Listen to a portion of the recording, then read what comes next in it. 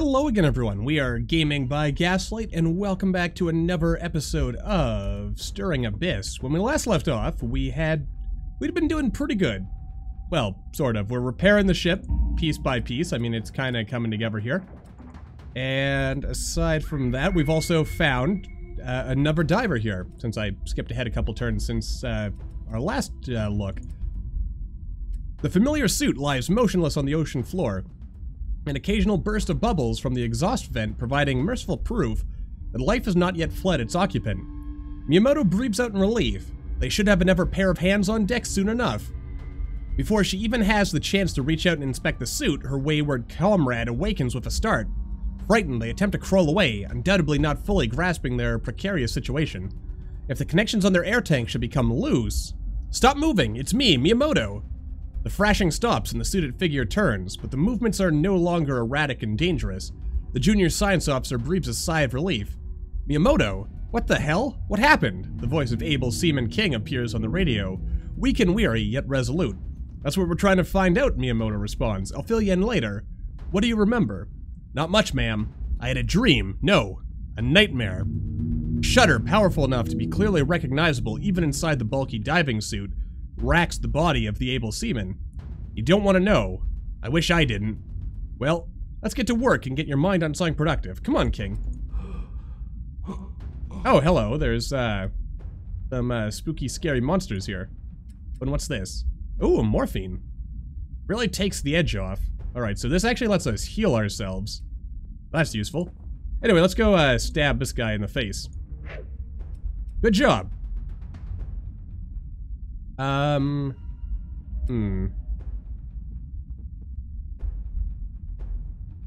we'll move in just so we have, you know, someone to spread the damage around a little bit with. Hello there, monster. Oh, you walked right into my trap. Because look at that. Look at all that. That's gonna be oh god. Oh my, what did this do? Staggering roar. Oh great. Alright, so we each only get one attack, huh? Let's make it count. Didn't quite manage to kill him, but you know. As for us, let's walk maybe a little closer to minimize the ability for that thing to hit us. And then we'll hit this poppity pop, like so. And they all die a horrible, painful death, so life is good.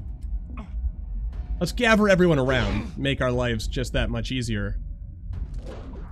Wonder if that morphine's a one-use item.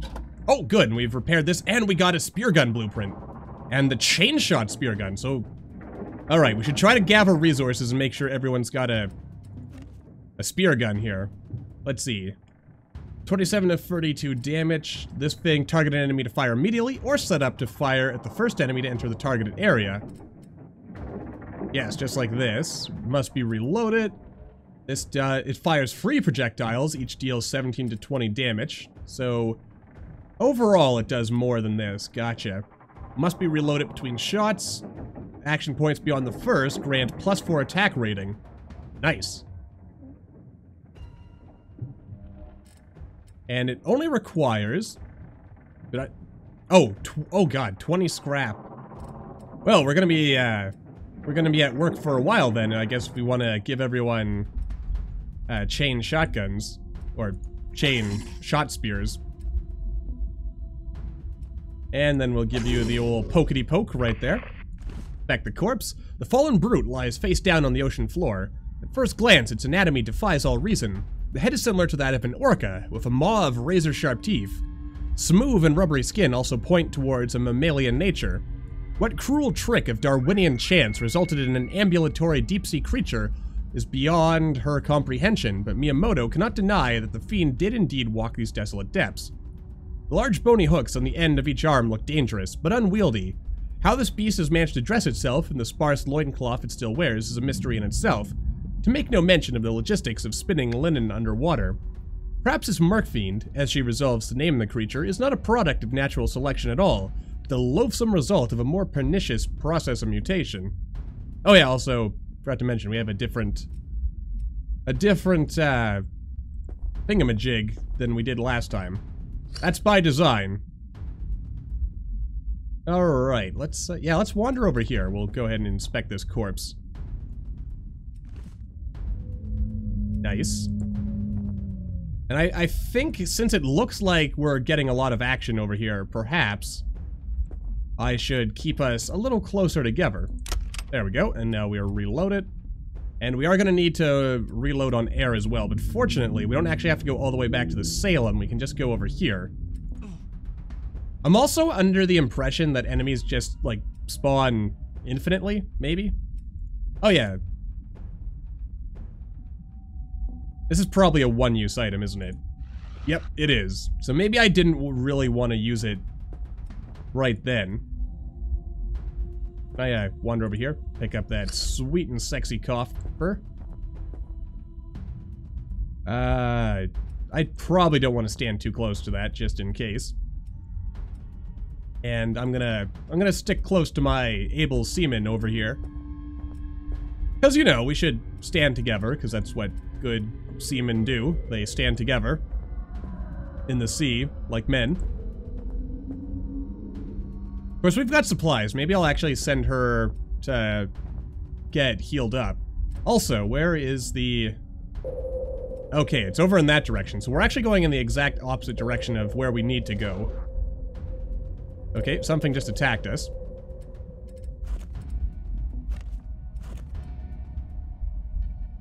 Alright. So yeah, we're not going to bother popping these pods unless we absolutely have to. Oh, there's some supplies over there. Oh, hello. Nice to see you there. And we'll just walk all the way over here so, you know, we can stand together. These guys poison us, so that's, you know, generally less good. Oh, we can actually remove debuffs as well. That is beneficial. Okay. And meanwhile, we've got this doom track thing here, which basically, if we sit around too long, it ticks down or ticks up to 9. And I think that... Oh, he actually shot his own friend. That's hilarious. And you missed like a sucker. What a scrub. Oh, balls. Hi, friend. Yeah, this is not a good place for men to tread. Manly men like ourselves. Alright, yeah, we'll buff up. I mean, we could actually just... Oh, no, we can't. So, yeah, we'll buff up our friend here. And we'll send her out, and I'm gonna get her to wander off towards the source of the other crewmen. So if we have all the crew together, then life should ideally get a little easier. Or so one would hope. Alright, so we can do double stabs on... Dang it. Oh, wait. Oh, you know what? You see, I should have set this up. Yeah. Get action points, and what is this? Expose weak points. Yeah, I could have set you up for victory. Oh well. Ah, and I totally could have killed him this turn. Ow. Well, that's not good. He's gonna get to attack twice. Oh. Did a staggering roar. Oh, and that's all he was able to do. Okay. Okay, yeah. So you only get one attack this turn. So you kill him. And you... it's more of a guarantee that if we actually hit, we'll kill this guy. So let's, Noise. Oh, and we got some vital essence. So let's, essence it up.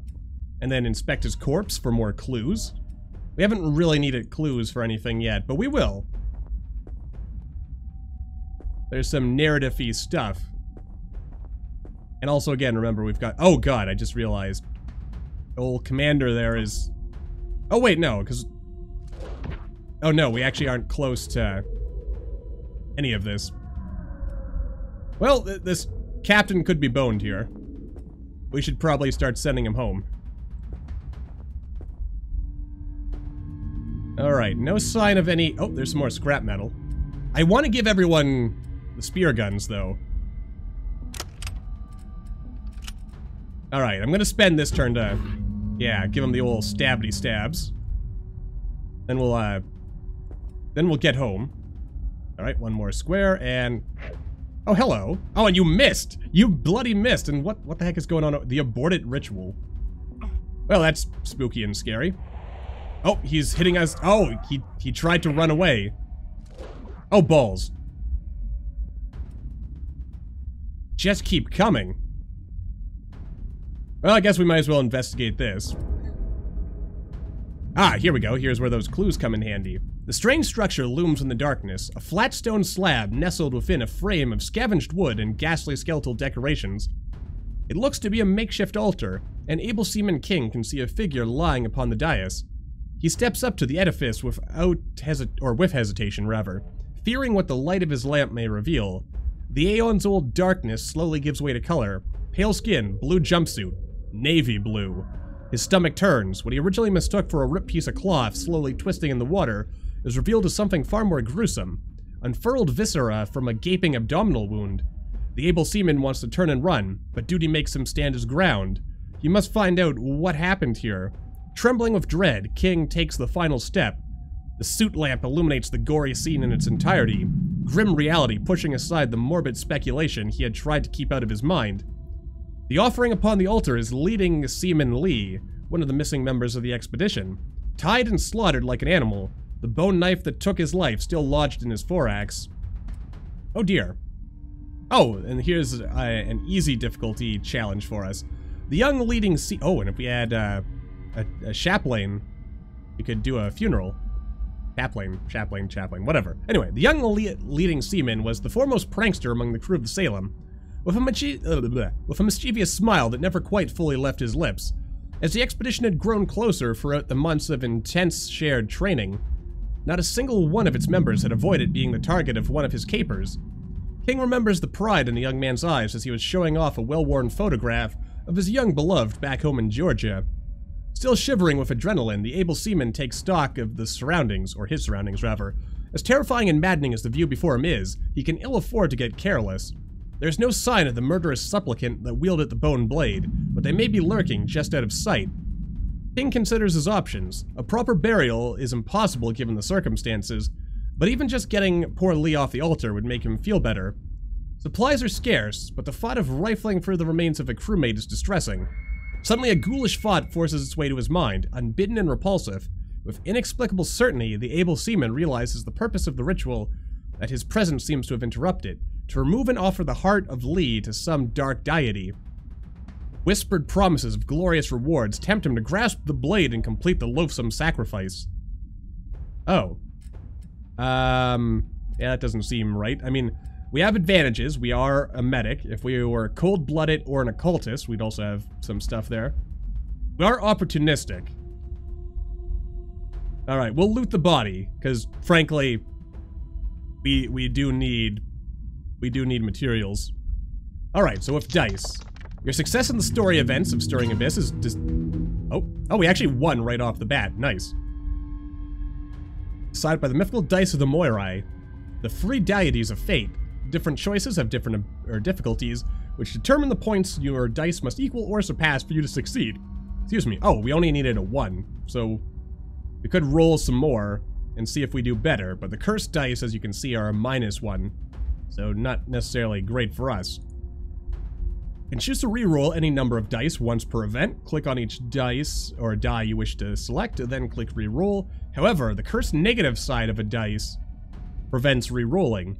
Multiple dice with the curved side or cursed side up will also hurt the sanity of the rolling character. The dice also have a side with the clue icon. This side does not affect your total for passing or failing the event, but each die rolled to this side and the final result grants you 2 clues. So I guess we'll re-roll this and this, because at most it can only remove 2 of them. So we can possibly get 4 clues or maybe a bit of madness. Well, that sucked. Madness it is. Rifling through the remains is not pleasant work. Able Seaman King feels the weight of guilt upon his shoulders, but survival must take precedence over the norms of society in these vicious depths. The search is not futile. He finds one of the medkits from the Salem, nice, still sealed in its watertight case.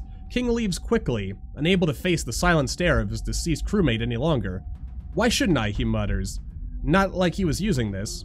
Ooh, and we lost a bit of extra sanity there. Glee. Well, sorry, friendo. And I don't think there's... Oh, I can also inspect this corpse. Oh, and there's some scrap metal. Alright. We'll, let's see here. Alright, reload and... No, I've gotta get moving, because we've only got 5 turns worth of air. That's just not happening. Alright, let's go grab... Ooh, hello. Alright, we'll, Alright. Take a bit of copper. Give you a little stabby there, just to scare him. And hopefully make him leave us alone. Ooh, this one's bulging.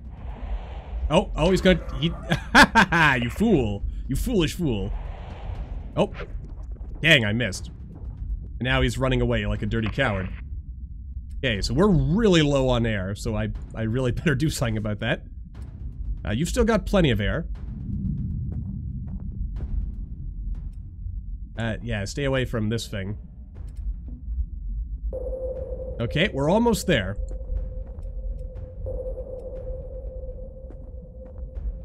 Almost there, and hopefully nothing bad comes of this. Oh, there we go, a cavern entrance. Alright, as for us, let's, yeah, get the heck out of here. As quickly as we possibly can. I mean, what is more likely? That we reach this or the Salem? Probably this. So I'm gonna make my way for that little underwater air tank thingy. And we shall pray that the odds are in our favor. I mean, we've got some points. So it's possible. And yeah, then we just give this guy the old stabby. Just like that. And yeah, he's gonna have to run away from us, because these things don't like the light. Oh, got a nice attack in there. And he attacked me back. That jerk. Oh yeah, and there's supplies over here. Alright, I'll let this guy run, because, you know, screw him. Okay, morphine. Oh, I can't actually take everything, but I do have a spear gun now. So now I don't need to make as many.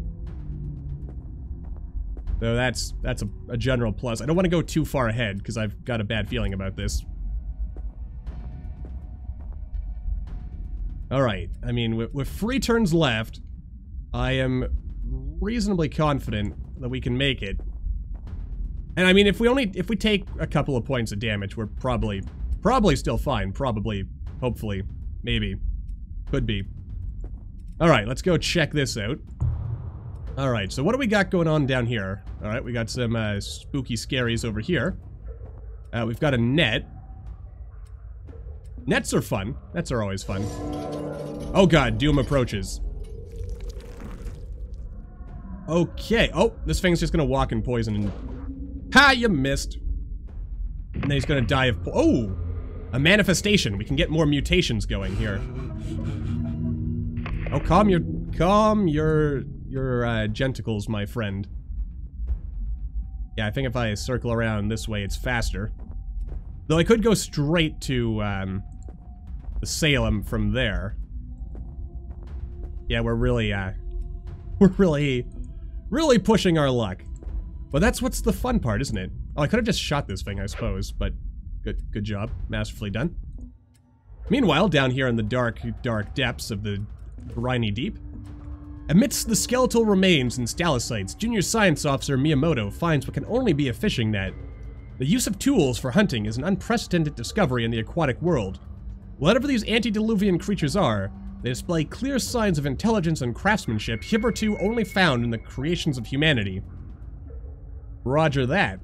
And we've got a new friend. Junior Science Officer Miyamoto reaches the unmoving form lying prone on the thin layer of sand, covering the bottom of this eerie cavern. She rushes in to check the suit. Thankfully, it appears undamaged and sealed. The facial port is fogged over, concealing the crew member within. An auspicious sign, for the helmet of a deceased diver would carry no pale covering of mist. Miyamoto is anxious to find out who she has found, but that will have to wait until she can rouse them. She peers into the tenebrous dark beyond. A chill runs down her spine. Miyamoto hopes that some of the questions that have plagued the survivors will finally be answered. Of course, even just recovering another one of the far too many presumed dead in the incident would be far more than she could have dared hope for. Snapping out of it, Miyamoto realizes there is no time to waste. Breathing or not, the incapacitated figure may need medical attention, and her own tank is running lower with every breath. She holds her breath as she shakes the suit gently.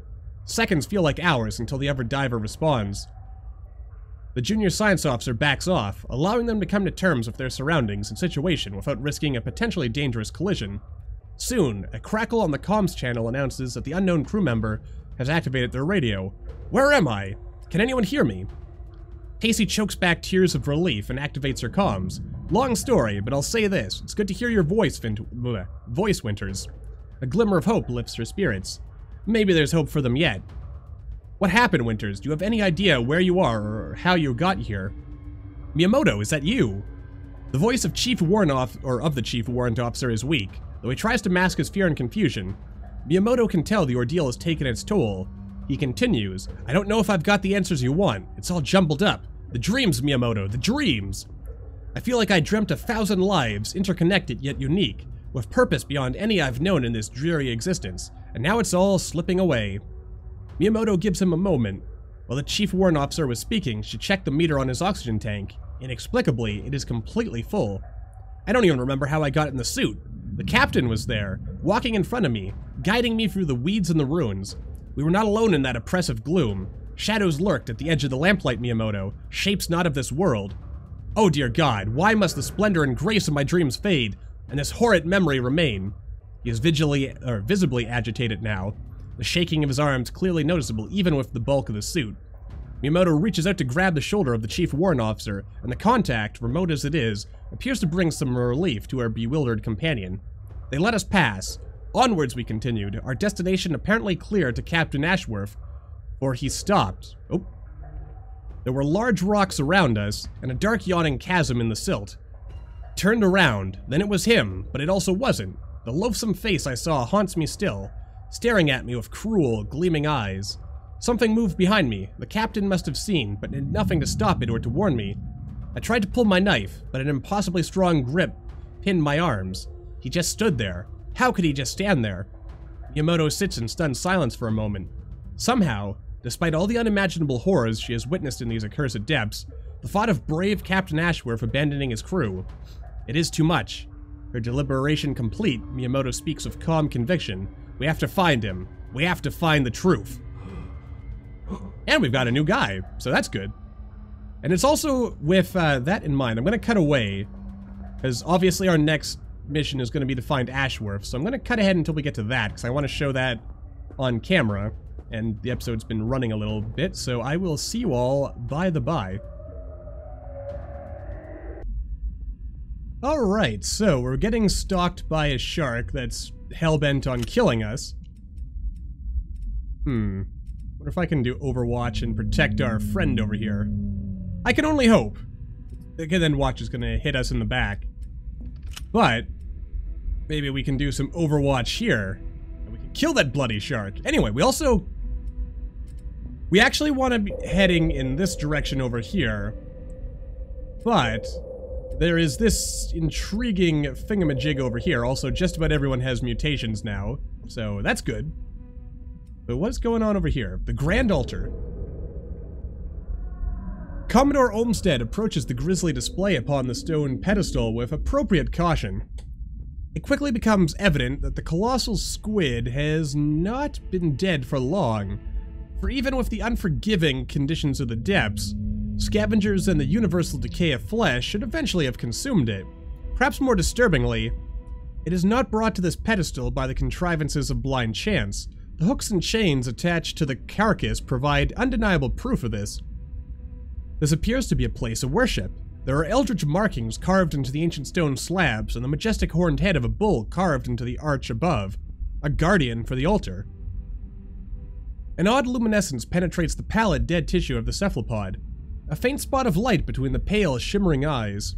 The source of the light Olmsted could only guess at, but the spot is surrounded by a disquieting aura that appears to pull at the light of his lamp. As he leans closer, a grinding sound emanates from the direction of the arch. The bull statue slowly turns downward and meets his gaze. It suddenly feels almost alive and stares at him with defiant challenge, as if daring him to turn away.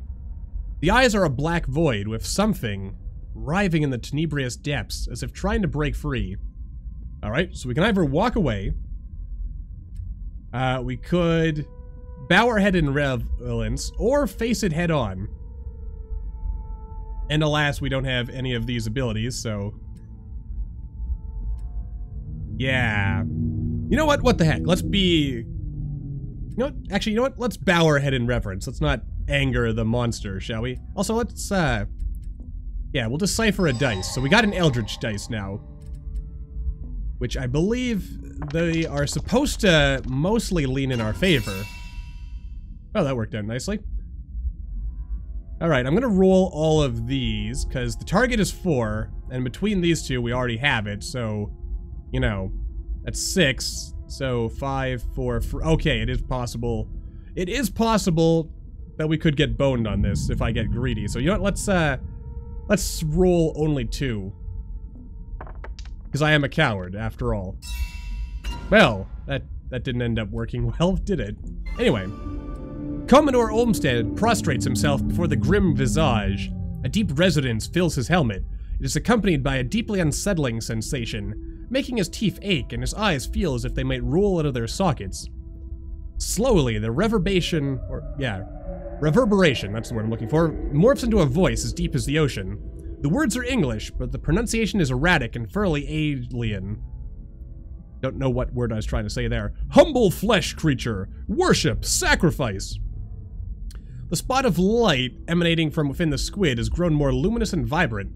A strange vision of what appears to be a group of humans engaged in a ceremony or ritual washes over Olmsted, accompanied by a compulsion to join them in their revelry. Whatever spirit dwells here clearly wants to be worshipped once again, and may grant some form of boon in return. Okay. As Olmsted stands atop the antediluvian altar, the source of mysterious luminescence appears.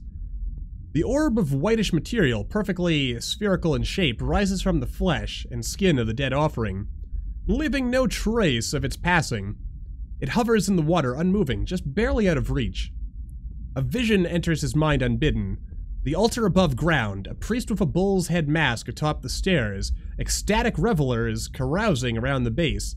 Commodore Olmsted feels a sudden certainty that worship will be rewarded, but should he surrender fervor to the wishes of the spirit of the abyss? I mean, I guess we could. We are pretty emotional, so it does help us. Meanwhile, we don't. You know what? What the heck? I mean, surely it's not Cthulhu, it's a bull. Okay, thanks a lot for your help there, stupid dice thing. I mean, we only need 2, so... yeah. I'm sure the odds are in our favor, probably, maybe. Kind of. Stupid eldritch dice not helping me. As Commodore Olmsted lowers his guard and allows the ancient knowledge to wash over him, his body begins to move almost of its own accord. As he suppresses the urge to take back control, his muscles jerk and contract as if following some strange, discordant rhythm. Strange guttural sounds fill the helmet of his suit, and it takes a moment until Robert realizes the utterances originate in his own throat. The bull's head atop the arch turns toward Olmsted, its eyes ablaze with pale blue flames. The glowing sphere floats in his hands, or into his hands, and a comforting warmth washes over him. The ritual is complete and the strange substance is his. The consequences remain to be seen. It was almost too easy to give it— ooh, and we got some void marrow. I mean, we could mutate ourselves again— oh god. Doom, doom, doom, and so on. But yeah, let's buff our friendo over here. Give everyone a little bit of a buff. So we can give him a colony, much like you. Macabre Gluttony or the Revenant. Let's see. Gain health equal to 20% of direct damage inflicted on others. Alright. Sounds good to me. And we'll buff our insight as well, because that just seems nice. Because we've all got our, like, stabby, shooty things, so... it makes sense to me. Oh, Oh, I could actually send Olmsted back down the stairs a little bit. Alright, sounds good to me. Brendo. Oh, it's coming up from... Oh, nope, there it is. So it's down here now somewhere. Oh, we got some delirium. We're all slowly going mad. Wonderful. Oh, I better reload this. Oh, I don't have enough points now. Oh well, that's my fault. I'll remember that for next time. Alright, so we know it's going to be coming from somewhere in this general direction. So as long as no one breaks Overwatch. There we go. And Seaman King, our glorious seaman here, will take this angle right here. And hopefully that all works out for us. Also, Seaman King, refuel your air. And then next turn, we go look for the captain.